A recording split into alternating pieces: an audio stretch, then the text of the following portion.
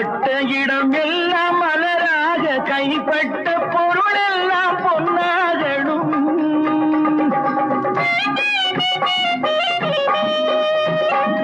உன் கண்பட்டு வழிகின்ற நீரெல்லாம் ஆனந்த கண்ணீரே என்றாகணும். ஒரு 16 தான் பெற்று நீ வாழ அதை பார்க்கின்ற என் உள்ளம் தாயாக.